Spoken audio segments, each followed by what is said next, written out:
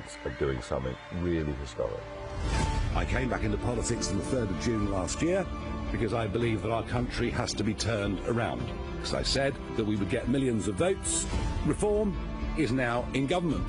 And the big shout-out message, and it's very, very clear, is if you vote reform, you get reform.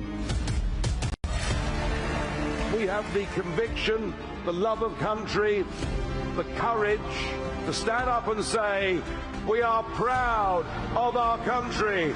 We are proud of its history. We will stand up and defend that to anybody. Reform is now topping a national poll. I've had some great successes in life. I've had plenty of failures. But what I bring to this now is experience. What I bring to this now is passion. I'm not afraid of anything. I believe that reform represents a silent majority in Britain. And when it comes to country, of what a nation is, this is where I do personally want to confront the Prime Minister head on.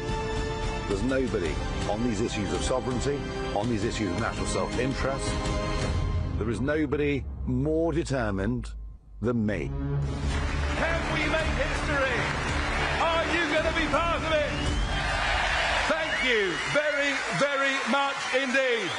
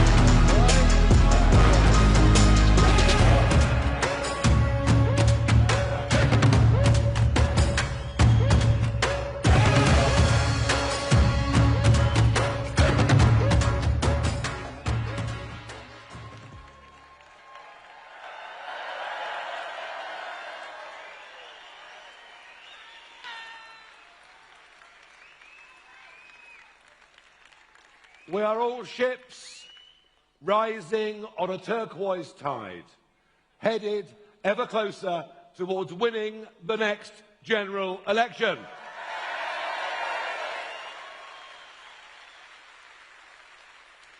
It's been a day of some considerable news.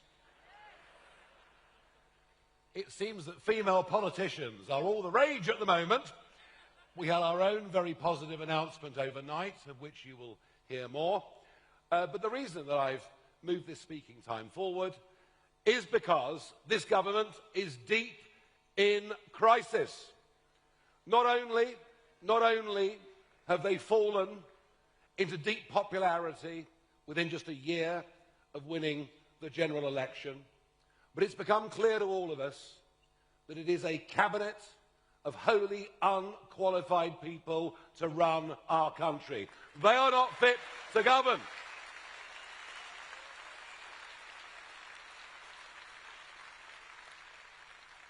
I suppose we're lucky in one way that at least the Chancellor was a senior economist at the Bank of England for 10 years.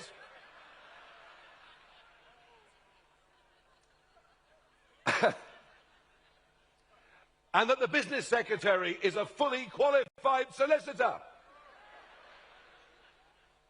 And that the Deputy Prime Minister and Housing Secretary, until half an hour ago,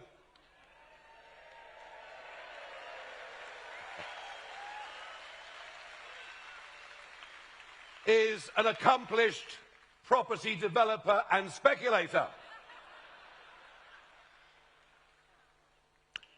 But you simply can't get away, can you, from being the Housing Secretary and avoiding £40,000 of council tax. And it screams to entitlement.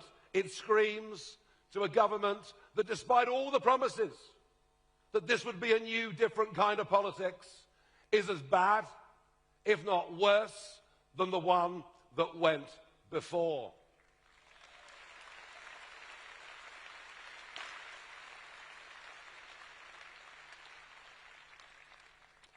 We've been told that right now the Prime Minister is organising a reshuffle.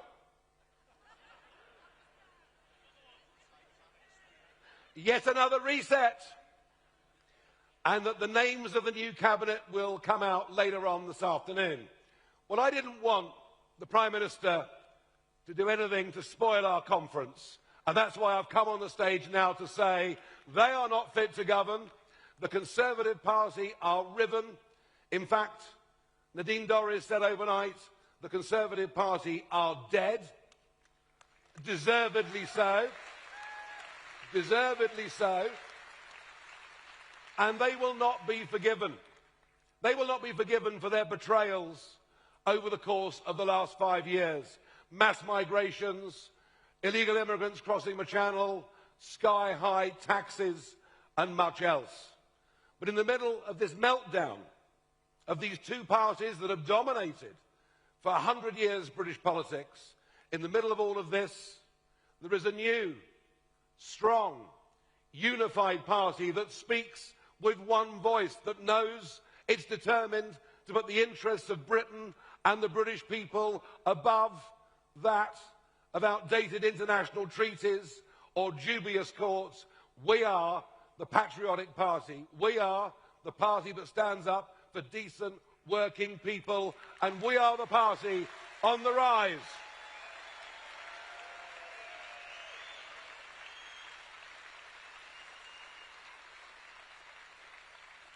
Just think, I stood before you this time last year.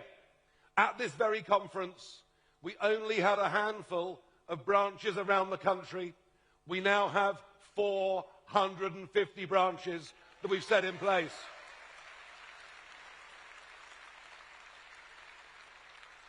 As we entered the general election of 2024, we had 30,000 paid-up members. In the last hour, we've gone through 240,000 members. This time last year, we had very few councillors. Now we have over 900, and I've got to tell you, last year I said to all of you, May the 1st is coming. Volunteer to stand in the county elections. And even though the government cancelled the elections in 9 of the counties that we would have won, we still won outright 10 county councils and became the largest party in 3 others. Unbelievable. And I'll be honest with you, as I toured round the country on May the 2nd, I frankly myself couldn't believe just how well we'd done. Couldn't believe the extent to which we caught the mood. And the real icing on the cake, and it may only have been by 6 votes, but never let anyone tell you ever again that my vote doesn't count, because it does. And we got Sarah Pochin elected in the Runcorn by-election.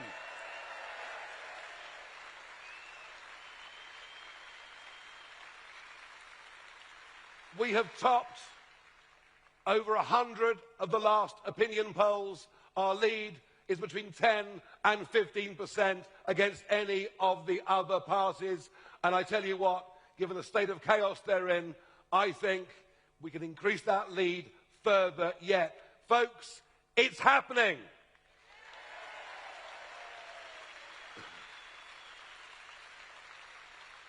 Now the next step is going to be even bigger.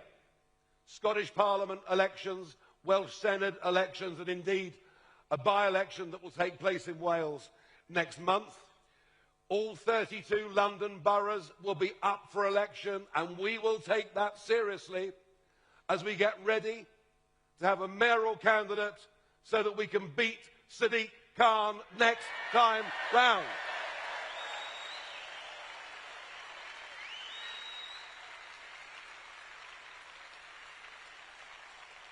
we're going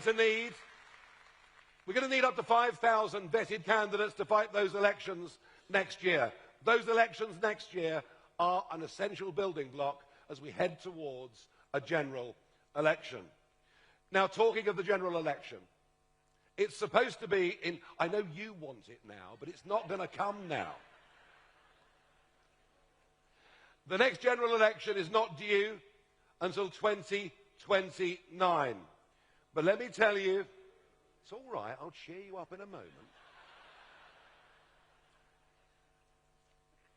Angela Rayner going, not just as Housing Secretary, but also as elected Deputy Leader of the Labour Party and Deputy Prime Minister, means there will be an internal election in the Labour Party.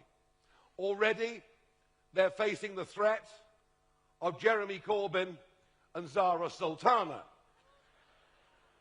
That's if the two could ever agree on anything, including the choice of a party name.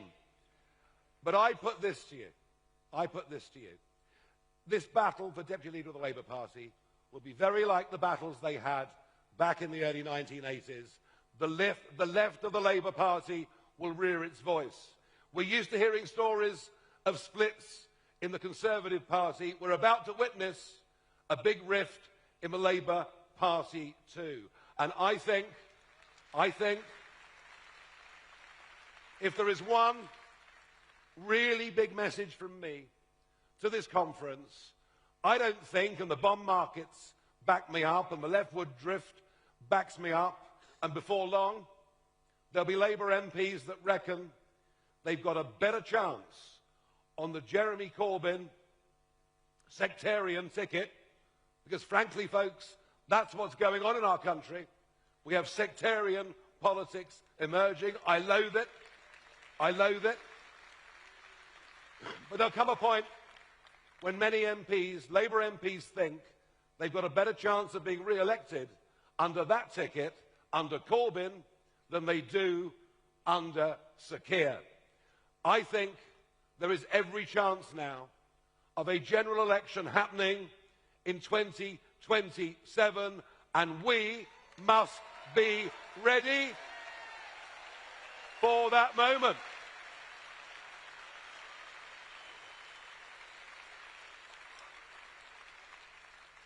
Now, we also, as a party, have to raise a lot of money, and we're making progress. Our Treasurer, Charlton Edwards, and his team doing a great job. Our Honorary Treasurer, Nick Candy, has personally already put in over £500,000 of his own money. Nick, we thank you for that. But I want you two in the branches to go out and work and raise money, to volunteer to be candidates, to deliver leaflets, to knock on doors. We need to be the party of activism. And I think all of us believe, don't we, in what we're doing? So we must all play our part and do our bit. But one of the counter-arguments, well, there are two. One is it a one-man band? I went to the football shirt stand earlier, and there you've got 11 names. Jenkins, Tice, Pochin, and so on. 11 of our most senior elected representatives. And I stood in the middle and held up the shirt that said Farage, and the BBC asked me, am I a one-man band? I said, look at this lot behind me. And one of the joys of this year has been seeing so many other senior reform figures appearing on television, appearing on radio, writing articles for newspapers. We've broadened the scope, and fresh new people are coming in. People like Colin Sutton, the legendary detective, heading up our Police and Crime Commission. People like Vanessa Frake, the toughest prison governor in the country. And many more talented people will come, and I don't believe that all governments have to be MPs in the House of Commons. That's the convention, but it doesn't work, does it? You appoint people to be a rail minister, an education secretary who have no knowledge of the department they're supposed to run. And we will bring in a ministry of all the talents from all walks of life, and to hell with convention. But that brings me on to the other argument, where I will admit we have some weakness. And that is that none of our senior figures have ever been in government before.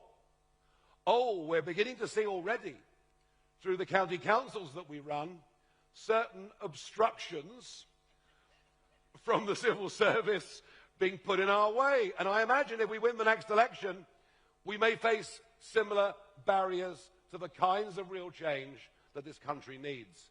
So we need experienced people. We need people who have been in government.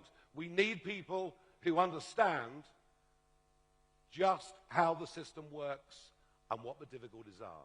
We need people with experience.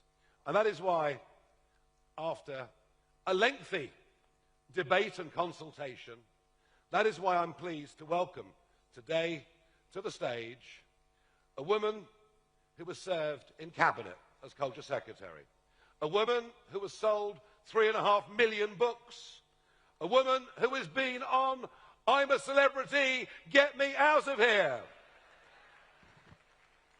Somebody from the real world who's worked their way up, been incredibly successful, who actually crosses the boundaries from politician into celebrity. And I'm delighted that we're going to have the experience, the talent, the hard work and the loyalty of Nadine Dorries, and I'm proud to welcome her onto the stage now.